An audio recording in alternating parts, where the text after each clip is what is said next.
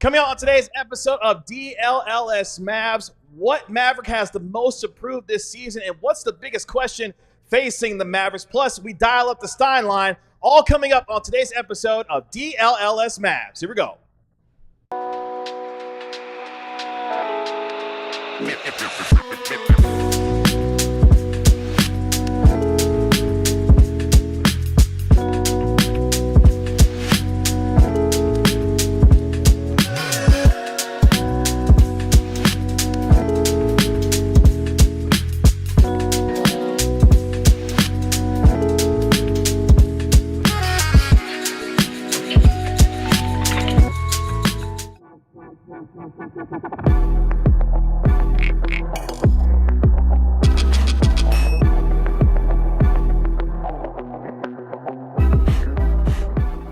Hey, what's up, DLLS Mavs Nation? It's your man, Kevin Gray, alongside Mavericks insider Tim Cato, Mavericks analyst Bobby Carella, and at the Stein Line, Marc Stein, our national and Mavericks NBA insider. I thought it was just us, Kevin. No, it's not. I saw that opening shot, and I was like, oh, no, where's the rest? I thought it was just half a show. It's literally everybody else joining us as well. Your favorite guys covering your favorite team. We are DLLS Mavs. You can find me on X at Kevin Gray Sports, at Tim_Cato, at Bobby Carella, and at the Stein Line. Coming up on today's episode, which Maverick has the most to prove this season? What's the biggest question facing the Mavericks? And we'll also dial up the Stein Line a little bit later on in our show. But before we get to any of our great topics today, gentlemen, what's going on?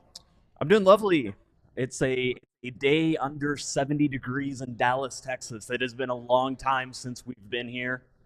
I'm welcoming it with open arms and a rain jacket. Last night, my 1001 Albums You Must Hear Before You Die spit out the Shaft soundtrack. It was my first time hearing Isaac Hayes' Do Your Thing, and oh my God, it was the greatest experience of my life. So I'm feeling fantastic. Let me find out Bobby Carella's invited to the barbecue. Bobby? Let me find out that Bobby's invited to the barbecue. Is that Mavs related, Bobby? It can be. Okay. Let's find a way. Let's find a way. Yeah. Mark, what's going on? It's raining. I'm thrilled. I'm pumped. You're so excited for the rain. I love this weather, and we're in the fancy chairs today. Yeah. Old hat for you guys, but new for me.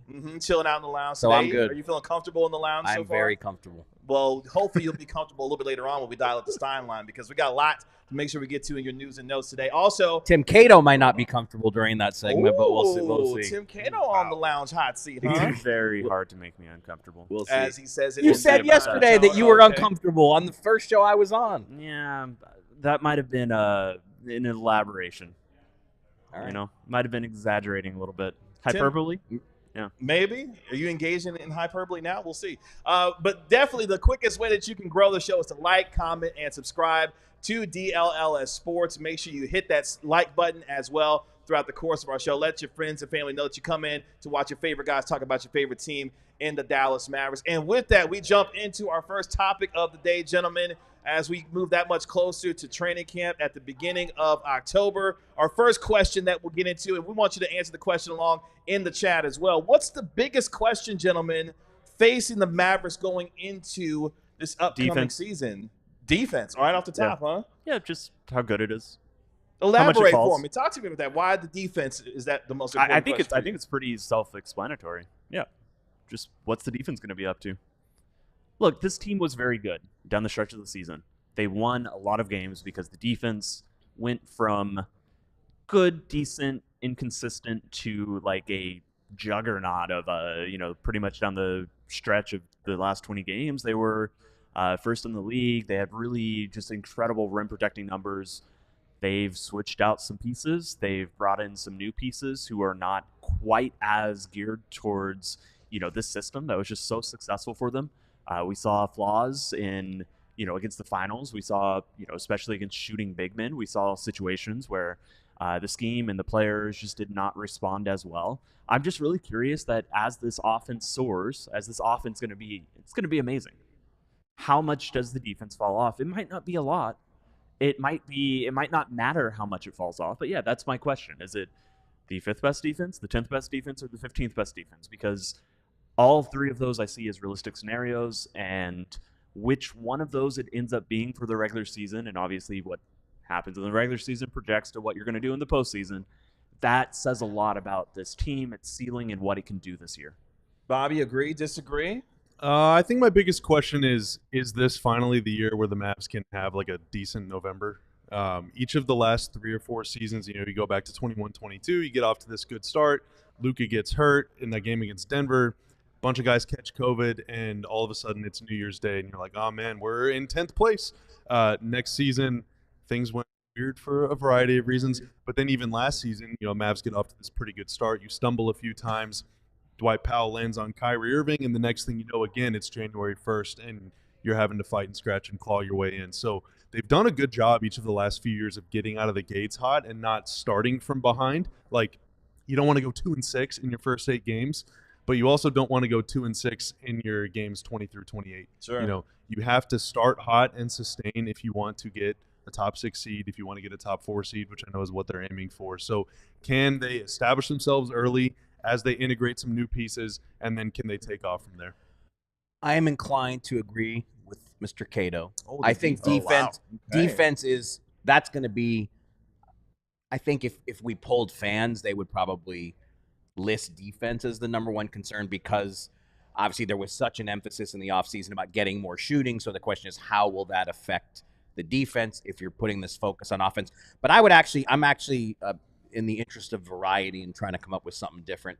Just this West is a monster again. And I think all these teams are going to beat up on each other again. So I think my kind of bigger picture question is, how high in the standings can the Mavs go? We remember last season they had to start every playoff series on the road. Mm-hmm. How many wins is it going to take to get a top 4 seed? How many 50-win teams will we see in the West? We actually ended up seeing the Thunder, the Nuggets, the Timberwolves. They all had decent win totals, 57, 56. But, this West is so stacked. I don't know if you can win 57 games in the West this season. Yeah. Because the good teams take wins off each other. And even the San Antonio is going to be a much tougher out. Much improved team with a year 2 Wemby and Chris Paul there and Harrison Barnes. Yeah, they're going to be a much That's one of the more good teams. Functional team. Yeah. And I mean, really, outside of the Jazz, is anybody trying to lose in the West? Are they trying? I mean, but even they're going to be I don't think they're going to be great, but I don't think they're going to be walkover territory. A lot of youth on that team this upcoming year. So, yeah, I think is my curiosity. What the win totals are going to look like at the end of the season in the West. And that's part of the importance of not having to play from behind all season. So it all kind of ties together, right? Start, in order to win, you got to have good defense. In order to climb the standings, you got to be able to win. So all of these things are kind of interconnected.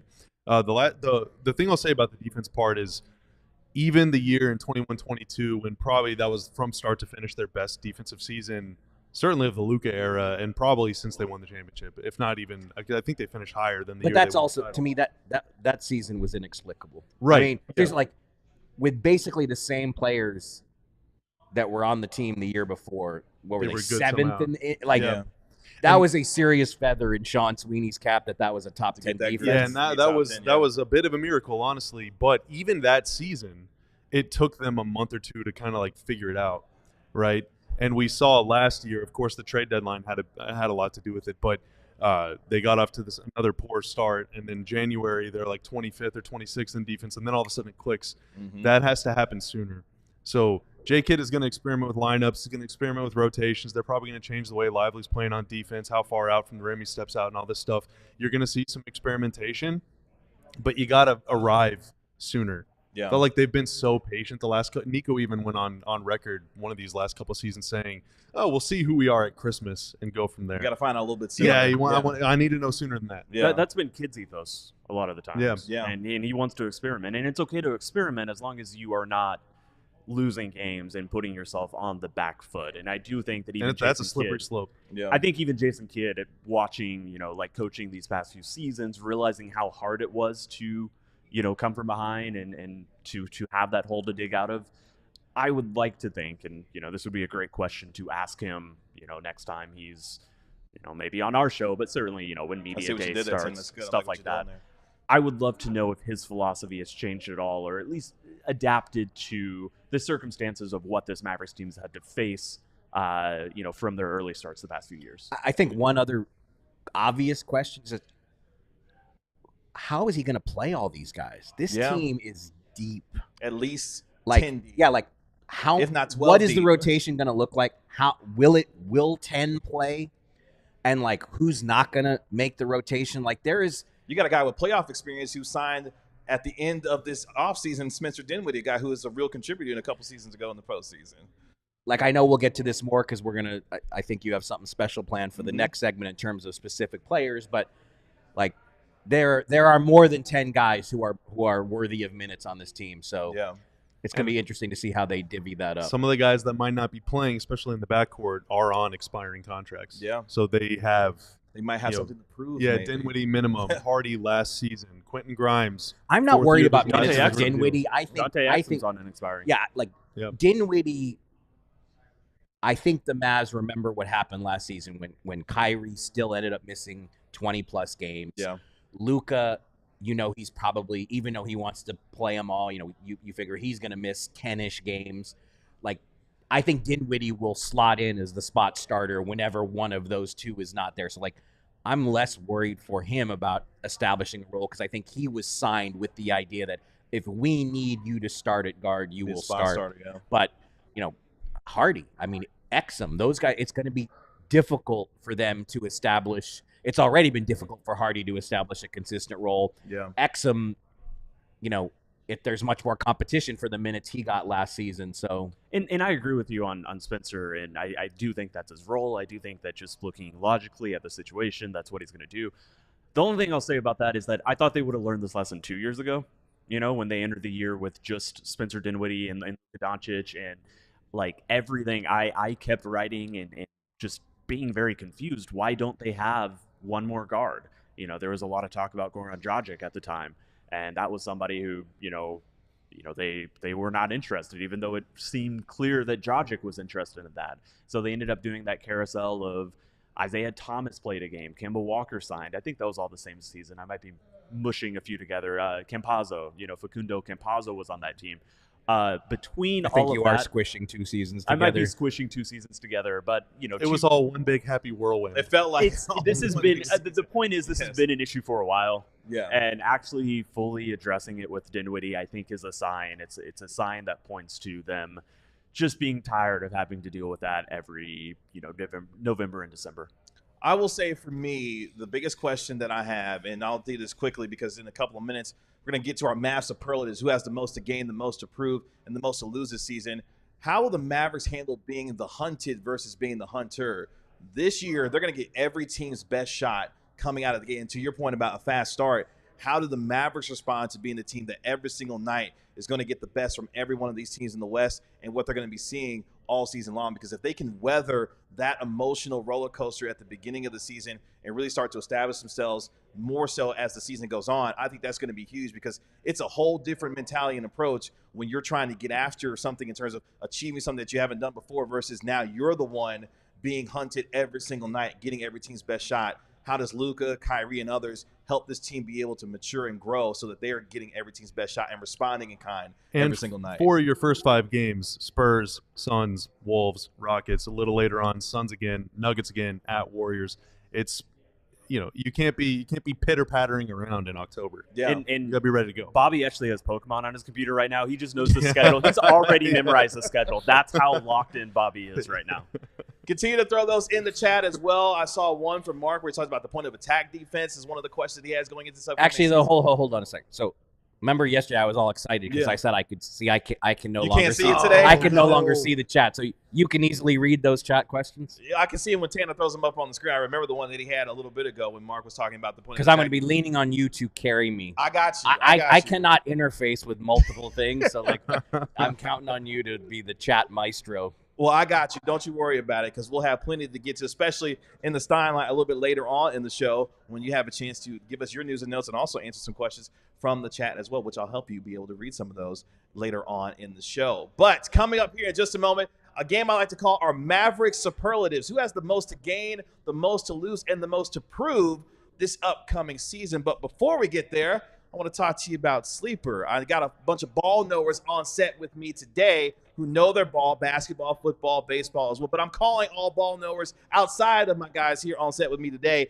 The Sleeper app, and join Sleeper. The Sleeper app that you've known for hosting the best fantasy football leagues in the game now allows you to put your knowledge to the test in every game by picking whether your favorite or least favorite players have more or less than their projected stats each week. The Cowboys taking on the Cleveland Browns in week 1 of the National Football League. I'm taking Dak Prescott to have more than his 300 passing yards, projected passing yards. I'm taking CeeDee Lamb, if he plays, to take more than his projected 100 receiving yards in a big game for him. With Sleeper, the more picks you combine, the more you can win, all the way up to 100 times your money. If you think you have what it takes, like Tim, Bobby, and also Mark, then you can download the Sleeper app and use the code DLLS Mavs to get up to a $100 match on your first deposit. Terms and conditions apply. See Sleeper's terms of use for details. Currently operational in over 25 states. Check out Sleeper today.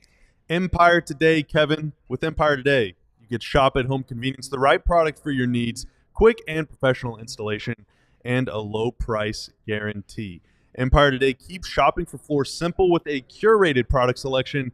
Their philosophy is to help you find what you need, not to overwhelm you with thousands of choices and substitutes. You can do up your floor literally infinite ways, and you can spend more time thinking about that than you can about what would actually look good in your home. What they leave out of their selection is as important as what they put in. Their product team exhaustively combs through thousands of product samples each year to find the perfect style, and with their virtual floor designer, you can shop for your floor where you use your floors. Point your phone at the floor. See what your new kitchen would look like. See what your new bathroom would look like. See what your new studio would look like. Schedule a free home estimate today. All listeners can receive $350 off when they use promo code DLLS. Restrictions may apply. See empiretoday.com/DLLS for details. Again, promo code DLLS. I've only been with you for 2 shows, but I'm going to go out on a limb and say you're the greatest spokesman Empire has ever had. The greatest. Like you are a force with these. Don't gas Oh my him up. God. Mark. Don't but gas Bobby up. He's done the read like different on 4 straight shows. Bobby loves the floor. He really loves the I floor. walked in this morning and he was just Well, the just floor, doing that snow floor in the angels. hallway is quite sick. He was doing snow angels on it. That means a lot. I hope Empire sees. I hope Empire sees this. And gives him I'm more being reads to do. serious. I'm being serious. Good job, Bobby. Thank Look at you. I'm so proud of you. You're Thank growing every day with your ad reads. Boy, also wants you to grow with us here at DLLS Mavs and at DLLS Sports. Make sure you like, comment, and subscribe. Throw your chat in there as well. We'll answer those and get through those throughout the course of the show. And we want you to become a diehard member as well. But gentlemen, I got a game for us to play today here on DLLS Mavs. It's called Maverick Superlatives. Yeah, I'm going to give you guys a chance to let me know who has the most to gain, the most to prove, and the most to lose. And I want you to do the same in the chat as well. Let us know who has the most to gain, the most to prove, and the most to lose for the Mavericks this upcoming season. And we'll go through them ourselves here on our show today. You guys ready? No. I'm ready. But we're gonna do it. Mark anyway. says he's not ready. Bobby, are you ready? I'm so ready. Tim, are you ready? I've never been readier. Is that a word? Yeah, it's a word. All right, here we go. Most to prove, gentlemen. Let's get out of the gate with who has the most to prove this upcoming season for your Dallas Mavericks. Since Mark wasn't ready, I'm going to start with him. Mark, who has the most to prove this upcoming season Do I remember my answer? for the Dallas Mavericks? I believe my answer was Max Prosper. That would be incorrect. Oh, You Okay. really weren't ready for this. No, I'm just joking. You got your most to gain. most Or most to prove. I'm sorry, most to prove. most to prove. Most Then to it was Jaden Hardy. Most to prove. You did have Jaden Hardy. Yeah. Why Jaden Hardy has the most to prove this year? I think it's a big season for him, and again, it connects to what I was referring to before. That just the competition for backcourt minutes is going to be difficult, but a lot is expected of him. I think around the league, a lot of eyes are on him, and so I just think I think he has it. It's time for him to take a step forward if possible. And like I said, it might not be. I might be being too hard on him. It might not be possible given the construction of this roster, but I think there is a high level of expectation for him taking a leap.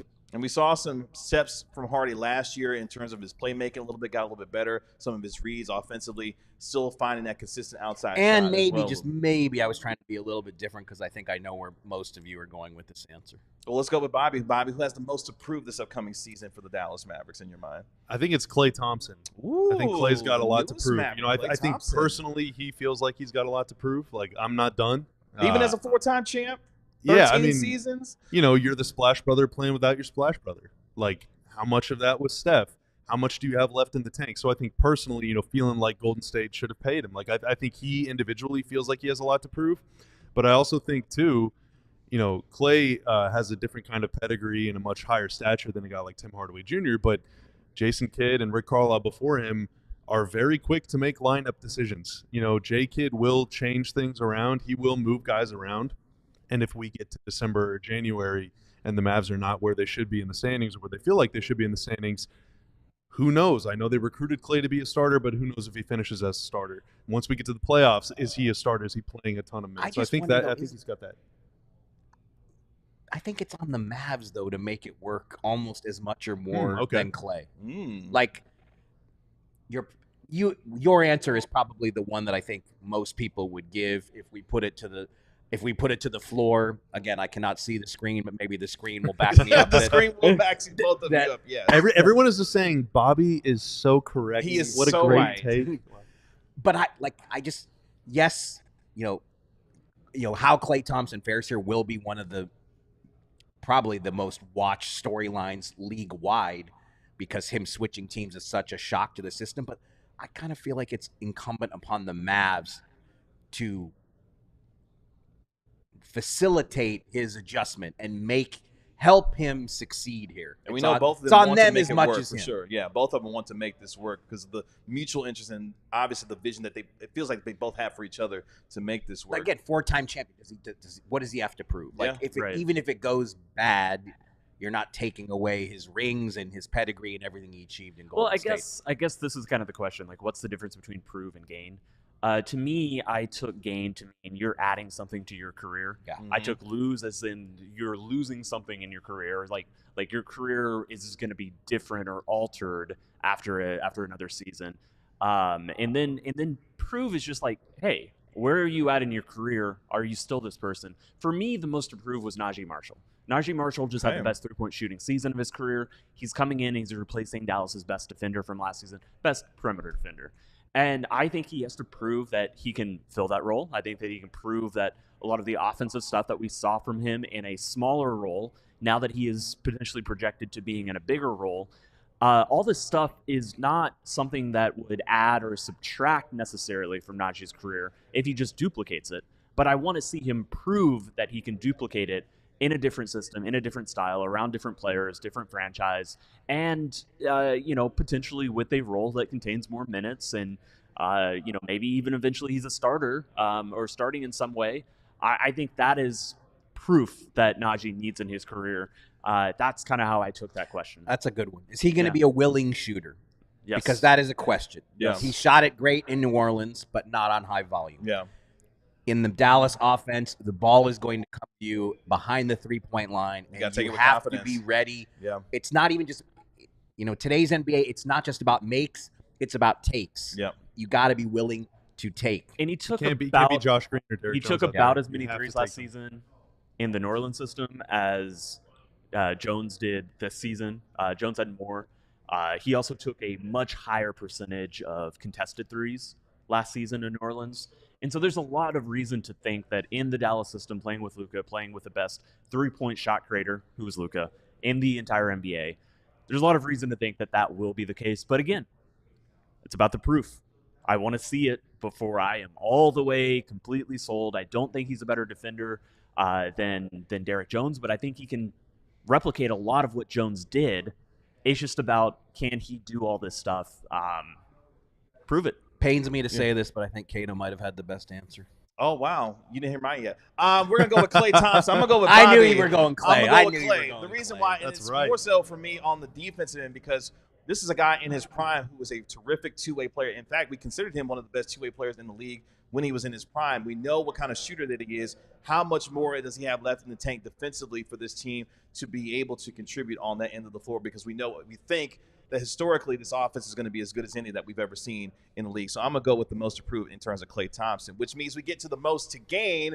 And I'll start with this one because I'm wondering if you guys would agree with me on this one. The most to gain for me this upcoming season in our Mavericks superlatives, I'm going to go with P.J. Washington to see if he has the most to gain this year, because this was a guy last year we saw in the Oklahoma City series when he is able to knock down threes, attacking off of closeouts. This is a really good player, and we know what kind of aggressiveness he's going to bring on the defensive end. How much more improvement are we going to see, especially from his three-point shot? We talked about Klay Thompson a second ago. He's going to work with one of the best shooters that we've ever seen. How much more does P.J. Washington's game improve this year? I think he's got the most to gain because of what he can do on both ends of the floor, and he's only 25 years old. Can I plus one you? Can I plus one you? For sure. You want to talk about 6'8" guy with skill, versatility on defense, potential versatility on offense if he can become a reliable knockdown shooter. We know the kid wants him to bring the ball up the floor in transition. He's going to be in a position this season to maybe create a little bit on offense if teams are putting their big on him against the Mavs starting five. He's up for extension talks here pretty soon. If you can do all that stuff at 6'8", 6'7", 6'8", you are in a position to make a whole lot of money. Are we sure, though, he's not sliding to fourth option offensively with Klay in town now? Well, he is, but it's a different role. Like, he's different shots, different spaces in the floor. And I think it depends on how teams will defend him, because I think against this starting five, he's going to be the guy they leave open, or teams might put their wing on Lively or Gafford or whoever, and then put their big on PJ and say, we're not letting you do the Luka Lively pick and roll. So then PJ is going to have to do something against those bigs. So I think he, as an extension of how teams are defending Luka, Kyrie, Klay, I think PJ might be getting a lot of opportunities. So you're with me on PJ on the most to gain? I'm with you. Okay. I'm with you. Tim, who do you have? Even though you haven't given your answer yet. That's my his answer. Oh, it is. He's plus one of me. He's on that date with me. I'm saying, Mark. Kevin, you're so right. Thank you, Bobby. We're like this, man. We're just here. So Bobby mentioned extension talks with PJ, and this guy wouldn't be an extension, but mine is Dante Exum, because if he's a regular season rotation player for the entire season, I think he's probably in the NBA for the rest of his career. But he's got to prove that. If he falls out of the rotation, if he's just a bit part, there's no guarantee that he's going to get another chance with any NBA team. I think this is a big season for him. I thought he was awesome last year, and I think he will be awesome this year. But this is, like, what more can you gain than a continued future in the NBA? I'm not sure anybody would look at him if he falls out of the rotation, kind of like he faded down the stretch of the postseason, and say, oh, yeah, we're definitely bringing this guy in. Maybe he gets a shot, but it's not going to be, guaranteed money or a guaranteed role. And he might just say, I enjoyed being overseas enough to just go back out there. That part of his career is proven. So for me, it's far and away Exum. He's also got a lot to gain. The Mavericks have a lot to gain if he can be that, point guard defender that we keep talking about on the show. And confidently take 3-point shots, too. Yeah, when he has the opportunity. But just Exum alone. I think Exum is my guy who has, so much to gain this season. Mark, who has the most to gain for you this year? I'm going to go with Mr. Lively. And the reason is, I think, obviously, he's going to move into the starting lineup. Mm-hmm. His role is going to be expanded, and I think his stature in the league will grow, and just what a huge part of this team. He shoulders a huge burden defensively, and I just think in year 2, it's going to be like, I think around the league when I talk to other teams about the Mavs, they tend to ask me, what do you think we'll see from Lively this coming season? Is he ready to take another step? I was tempted. I was tempted to go Luka here. Oh, and the only reason I would say that is because, can you imagine if the Mavs won it all, or just if Luka wins MVP, which he's obviously going to be a very, he's going to be a top 2-3 favorite for MVP. He might even be the Vegas favorite for MVP. Like, what that does for his resume, legacy, all those things. If Luka, the only steps left for him now, he's been to the finals, so when he's been All-NBA first team 5 years in a row. The only steps left, of course, are, MVP and championship, which, one or both of those could be on the table for him. But I think Dereck Lively, his continuing development, that for me is a major deal. Lively's going to be so fun to watch. We know how much he loves to learn. He's a sponge, and we saw his growth throughout the course of the year last year, how he takes a second-year leap. I think it's going to be something that Mavericks fans are going to be loving to see this upcoming year. Continue to drop those in the chat in terms of our Maverick superlatives, the most to gain and the most to prove this upcoming season. Coming up in just a moment, we're going to dial up the Stein Line with Marc Stein's news and notes here on DLLS Mavs. But before we get there, Tim, talk to me about Indeed, please. Yeah, here's the thing. When was the last time you were hiring someone for a job, Kevin?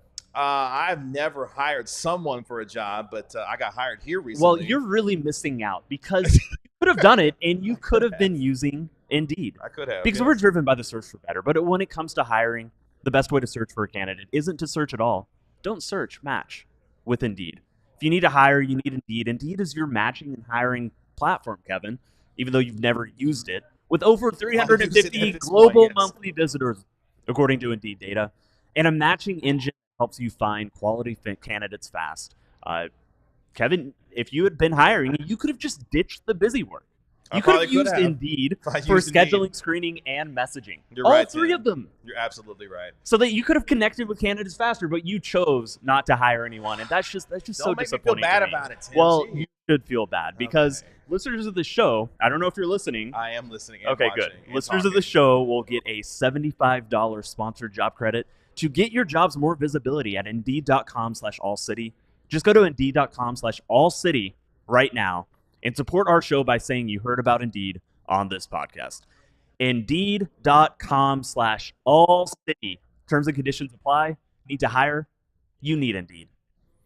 Become a diehard today. Woo! ALLDLLS.com/diehard. That is alldulls.com/diehard. It's less than $7 no bucks vows, a month. boys and girls. It's less than $7 a month to sign up. You get premium written content for members at alldallas.com, and that includes something that I have to finish tomorrow, so I should better get started on that right now. Giving himself more work. An article about how the Mavs might use Klay Thompson within the offense in unexpected ways, and plenty of coverage from our Rangers, Cowboys, and Stars beats as well. You also get 20% off events. You get a free shirt when you sign up. That covers more than half the membership fee.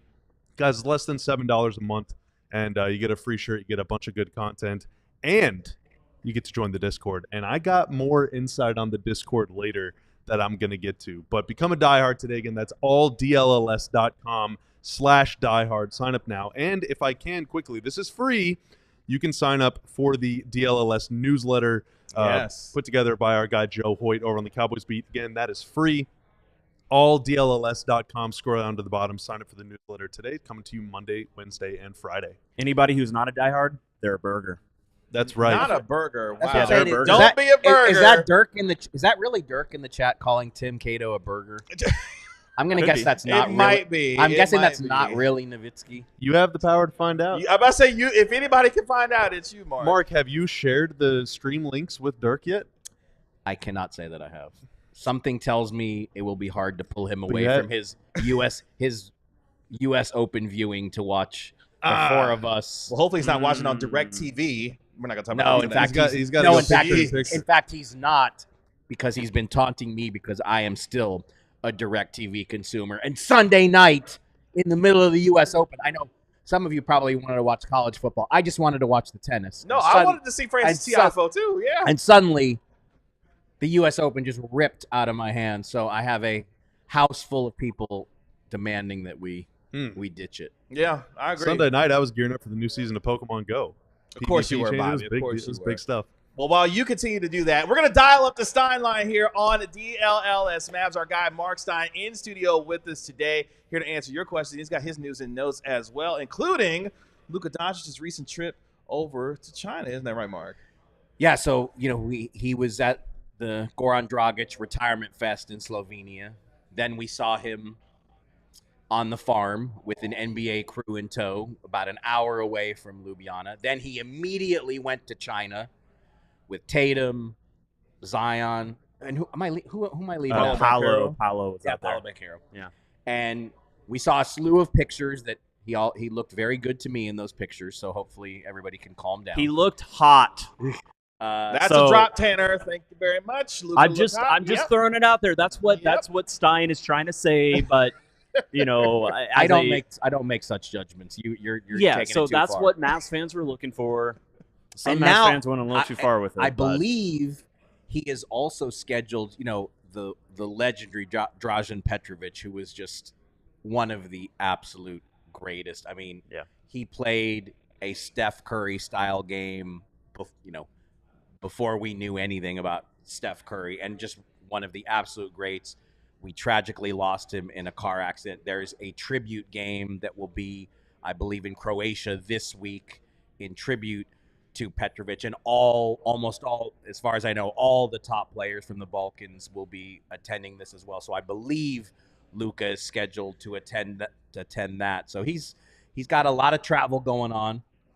But again, I think, like I mentioned, he's also started the ramp up to get ready for camp here, which media day is September 30th. So we still got 3+ weeks before that hits. And also some Mavericks in town as well. We're starting to see them trickle back in. Yeah. Working out at the practice facility. The way Labor Day, day after Labor Day, that's when you start to see gyms all over the league, not just in Dallas, but, Maxi Kleber, Dwight Powell are among the vets back in the gym. Bobby's already. boy, Omax Prosper, working out in the gym.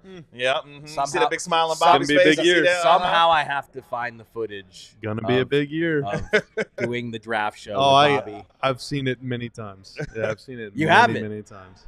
Oh, Conti might have it. Okay. There is video of me cussing on camera. Oh, wow. Look at you, potty mouth. This guy was was excited. so excited. I mean, Chuck Cooperstein and I didn't know what to make. Like, I mean, I was I like, feel why like is Bobby cheering so hard for Omax to get I don't think drafted by this team? Omax's family was as excited about that. Well, draft I don't pick. want to like oversell Omax to anybody, including to the venerable Stein Line himself, but he brings the juice. What can I say? I got a soft spot. Does he know how fond you are of him? Probably not.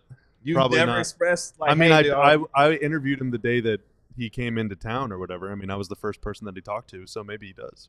I did volunteer myself for that interview.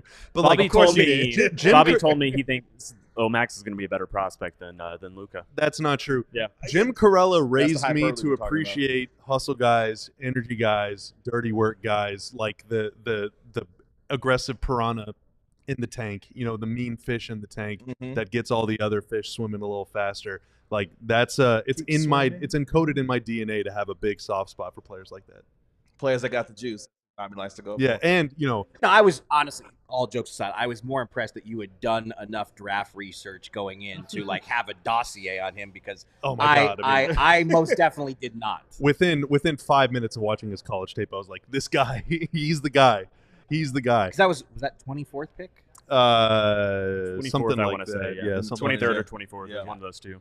Yeah, my draft preparations do not go that far down the board. Well, my, Bobby- my notes didn't go much He's like past top that. 5 for Bobby- me, and that's about well, it and for me. the part of Bobby was 5 minutes in, and he's like, "I'm all in on this guy." But what about 500 minutes in? Were you I still was all in? also all in. But part of the thing that made the Omax pick so exciting is that, like, he going into the combine was just some dude with hyphens in his name, but then on day one of the combine, which the Mavs sent us to, I was up there with a couple other people from the content team, and we were like the only people from any teams there that weren't front office people. Like, the combine is just something that nobody I covers saw at you all. out there. Yeah, there's just I was out there. there's just hardly any team media. There's not a lot of media anyway out there.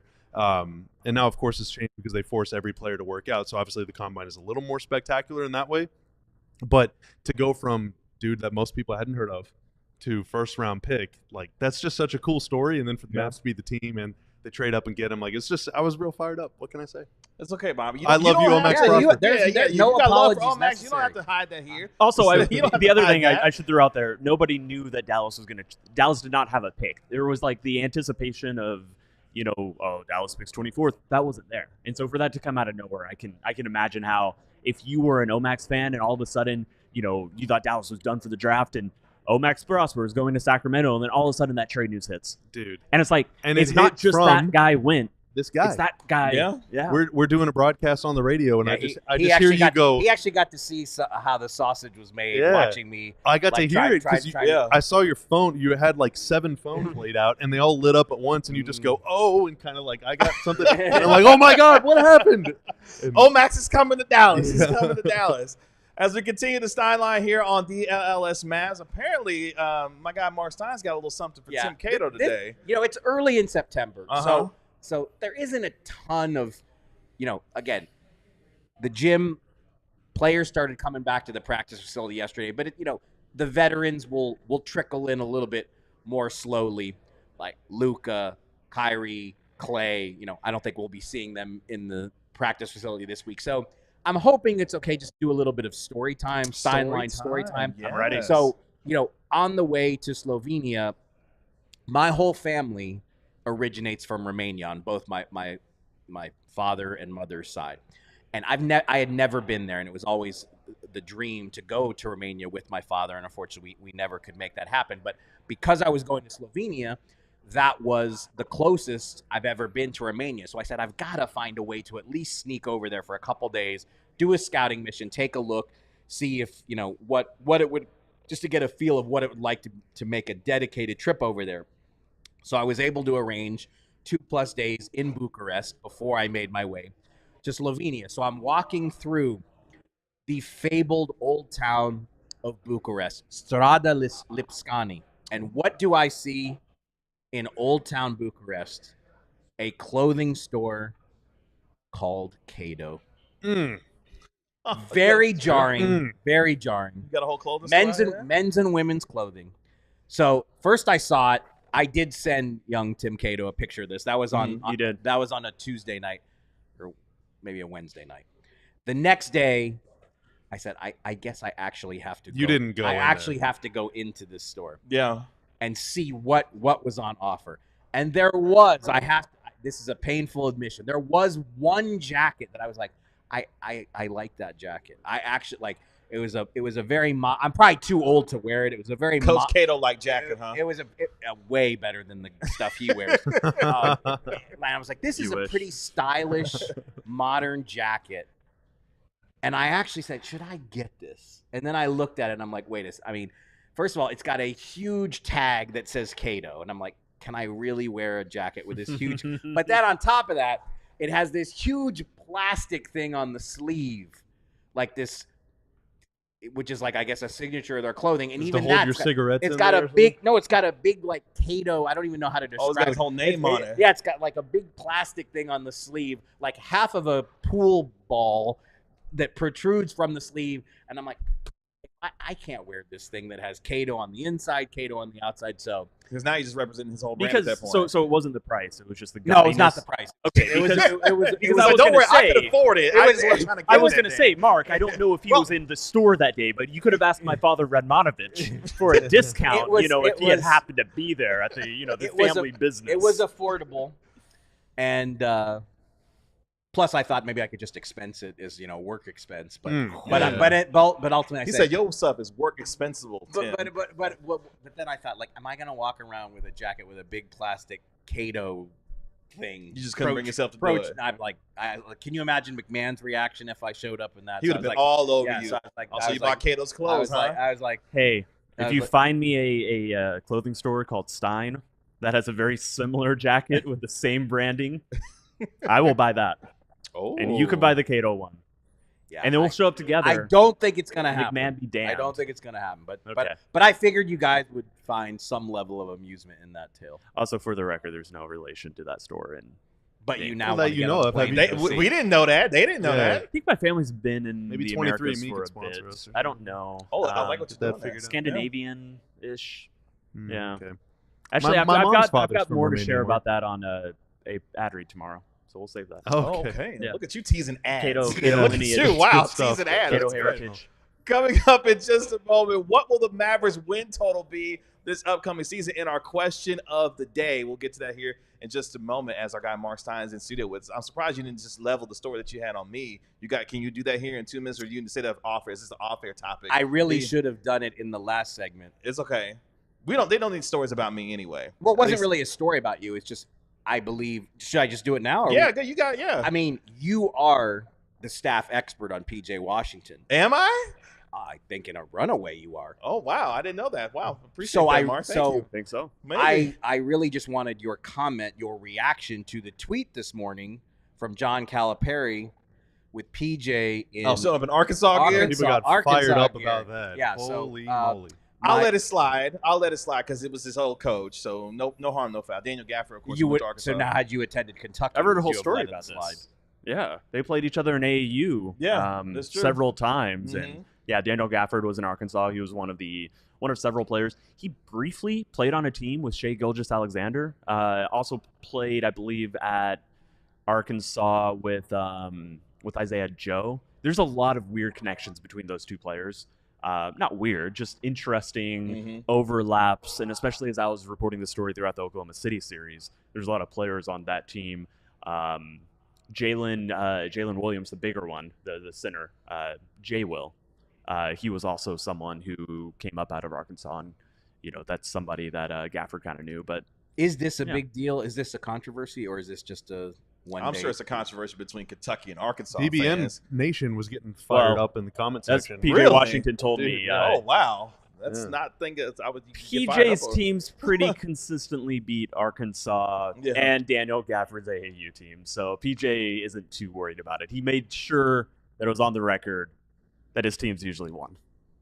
Good for PJ. Happened to help out Coach Calipari there. I didn't think that was a big. Well, I saw the photo. I was like, oh, that's cool. Helping out his old coach there at his new school. No problem, no foul there. But it is what it is. But he's Kentucky Wildcat through and through. I'm a Mizzou Tiger, so I don't give a damn. Don't worry about Kentucky or Arkansas. It doesn't matter to me. But in just a moment, what will the Mavericks win total be this upcoming year? But before we get there, Bobby, talk to us about becoming a diehard member here at DLLS Sports. Yeah, I just want to shout out some of our newest diehards. Shout out Laura. Shout out Gary. Shout out Jason. Thank you for becoming a diehard. And then I want to mention something that we were talking about that I was observing in the Discord. I don't know how to cook. I don't know how to smoke meats. All right, I'm not the master of my domain. Is this true, Kati? He don't know how to cook? Yeah, no, I am not the master of my domain, but one of our diehards, Discord name is Freelancer, wrote like a whole novel about how to smoke meats, and people are posting back and forth tips and photos. Oh my God, it's a lot of information. So now I feel like I'm equipped. If I just stumble across a large hunk of meat, I feel like I'm prepared to make that thing taste so good. So to clarify, what Bobby's saying is he is not planning to cook at any point in the near future. But if I have to. But if he were to find himself in a situation where he did have to cook, or stumbling across a large hunk of meat, as Bobby said, I feel like I could deliver. It's kind of like how they do when you sit on a aisle seat, or you sit at the emergency exit which row. I always do because I'm tall. Right, and they tell you I'm how always to ready operate to go. the emergency exit. I'm always ready You never to go. want to have to do it. Odds are you won't be in a position to. Yeah. But it is good to say yes. And that's how Bobby feels about cooking. Yeah, but I feel like I'm ready. So thank you to Freelancer. Thank you to Mark. Thank you to Eric in there. They were all Cryptic Chaos was throwing out temperature check advice too. So you never know what you're going to find in the Discord, in addition, obviously, to news and notes from around the league and our thoughts on the team. So definitely become a diehard today. alldlls.com/diehard. Become a diehard member today and support us here at DLLS Sports. And you can like, comment, and subscribe. Smash that like button if you're watching this video right now, or if you watch it later, also do the same as well. Appreciate that, Bobby. And also, of course, the Stein Line, having a chance to dial that up here on our last segment. Before we get out of here today, I need you to flood the chat right now. I want you to let me know what will the Mavericks win total will be this upcoming season. We put that out on Twitter at DLLS_Mavs. Make sure you also follow us there as well. And a lot of folks threw in their projected win total for the Mavericks this upcoming season. Mark W., it will not be 82-0. It could be 82-0. You never know. Let's see. I haven't played that out yet. We might see 82-0. I said 98. You guys know what 98 is? What that would be? 98 and what? 98, well, 98-0. Yeah, that's a perfect season. That's a perfect season. That's not going to happen. I like wow, rain on my parade, Tim. Jeez, Yeah. Just rain on my parade. I went 98 just because I wanted to be, that guy. Go on the high end. Yeah, well, let's just do regular season win total. We talked about a little bit earlier how you may need 55, 56, maybe even 58 wins to be the number one seed in the West this year. If I had to do an over/under, I'd go 53. 53 for this team. And I'd probably skew a little. I think they're going to win in the low 50s. But again, the West is a very unfriendly place. And there are just, 57 wins, won the West last year. I would expect it to be in the 55-ish range this year. I think that's right. Yeah. Yeah, I was going to say 52. 52 feels like you'll probably be playing game one at home. Yeah, I think that might be the 3 or 4 seed. I think the wins are going to be really diluted. Maybe one team just gets real hot for 2 weeks and ends up pushing 60. I remember last season when the Mavs opened with the Wolves in Abu Dhabi. I was able to get Chris Finch, the Wolves coach, to come on my Saturday show that is no longer with us, and he said it. He's like, in Minnesota, that's what they expect. That we know that everybody in the West is going to just beat the hell out of each other, and we've seen it now for multiple seasons where like I know the Warriors like. Last year was seen as such a down year for the Warriors. They still won 46 games and lost a lot of close games, a ton of close games. It's just 50 wins in this West is special. Yeah. Like it used to just be the mark of a good team, but I think when you win 50 now, you have done something. 50 wins, 52 wins. Tim, how many wins are you thinking that the Mavericks going to need? I'm not locking in any prediction. A lot of, I'll have an official prediction later for whatever that means. It's not like I even revisit it too often. But if I had to go right now, which Kevin is making me. Yeah, I am.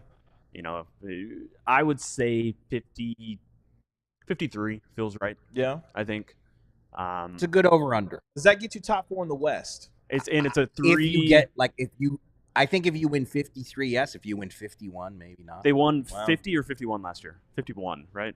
50. 50 and 30. Was it just 50 even? Mm-hmm. It was dead even 50? Mm-hmm. Then, yeah, I like a 3-game improvement. It also depends on how you win them. If you win them early and then you let off the gas a little bit down the end, if you have time to rest players and you're not just scrambling to the end, that's a way better situation. That's this whole thing that me and Bobby have been talking about. 2 50-win seasons for J. Kidd in 3 tries. Not bad. From Eric, I see thinking 55 wins for this upcoming season. So Eric's got high expectations for this team. I think 55 wins you the West this season. I think the realistic range for them is 49 to 56. How do we feel about 56. Okay. Yeah, 49 to 56 wins. I think that's a really realistic range. Obviously, I basically by this, I mean, I like 3 to my total. I think sub 50 would be disappointing. 50, not having 50 wins would be disappointing this year. Like they gotta I don't know that they can go much past 53, but they should be a 50-win team again. I think if Luka plays enough to qualify for awards, they're going to win 50, and if Kyrie plays enough to qualify for awards, they might push 55. I think that's a high end. And we're talking about 65 games that they would have to play in order to qualify for out of the 82. Yeah, it's interesting because last year Kyrie Irving had a historic year. Last year, 25 points he averaged, 50-40-90 year for him last year. Luka Doncic, 34-9-8. If they are, do you want Kyrie playing 65 games though? Like to me, the way it worked out last season, okay, he missed 20+ regular season games, but they had him for the whole playoffs. Like I think that's a breakdown they would take again. He's healthy for sure. Yeah, I agree. But Kyrie's not going to play in games that he shouldn't be playing in. Not during the regular season, not early on. It's just hard for me to imagine him going 65. It's a lot of it is the minutes too. Like he played the last 15, 18 games of the season, but it was playing like 38 minutes a night. Like that to me is untenable.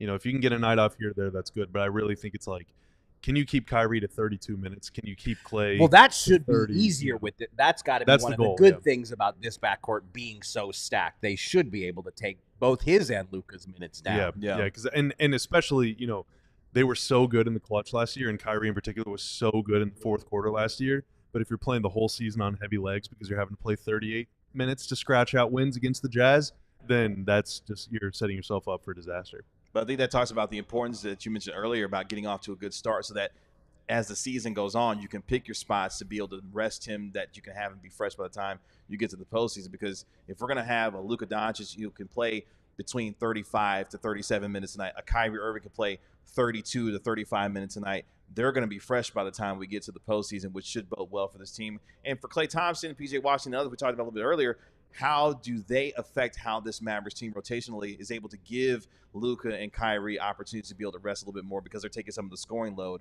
off of those guys as well? I think it's going to be really important for them as well this upcoming year. You just can't have month-long stretches without Kyrie. And obviously you're not in control of that. The Dwight thing was such a freak thing. Luka hurting his knee against the Nuggets the 21-22 season. Like, these things are going to happen. Guys are going to get hurt and miss some time. But man, they're better equipped, like we've already talked about, to handle absences. But that means nights off. Like, if Luka's out for a month, then you're in trouble. If Kyrie's out for a month, you're in trouble. Like, you got to try and manage those two in particular. And maybe that's one of the reasons why you look at how deep this team is, why they wanted to ensure that they had so much depth because they know how treacherous the West is going to be.